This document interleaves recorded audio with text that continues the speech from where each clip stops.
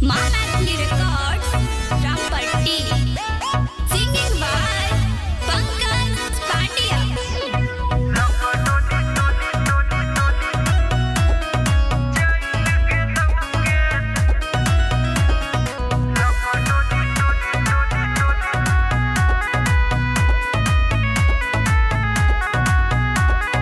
याद को तोरा हम सुन करे जा रोज पिए छियौ जागे गे जाना। याद को तोरा हम सुन करे जा रोज पिए छियौ जागे लक डोली चल गेलौ के तोहर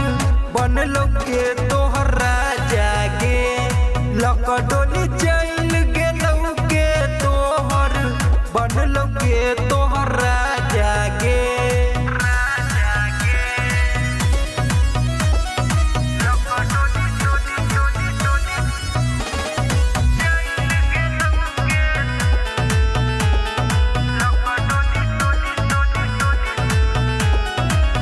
कत याद कानै छै दिल गे तोरा बिना आबै नै नींद सब कहैया दीवाना पगला कहैया दुनिया जबाना खुश भक जिंदगी कटबा के सोना तू त पियाबा के आगे लक डोली चल गेलौ के तोहर बनलौ के तोहर राजा गे लक डोली चल गेलौ के तोहर बनलौ के तोहर राजा गे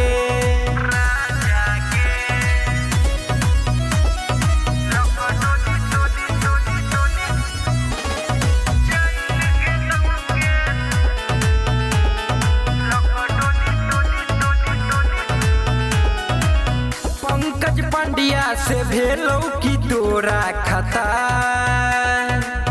देख लैता तू डोली से पर्दा हटा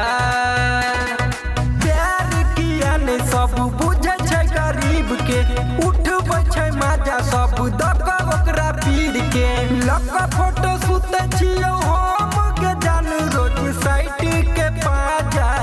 गे लक डोली चल गेलौ के तोहर बनलौ के तोहर राजा गे लक डोली चल गेलौ के तोहर बनलौ के तोहर राजा गे Manatli Records, Rampatti.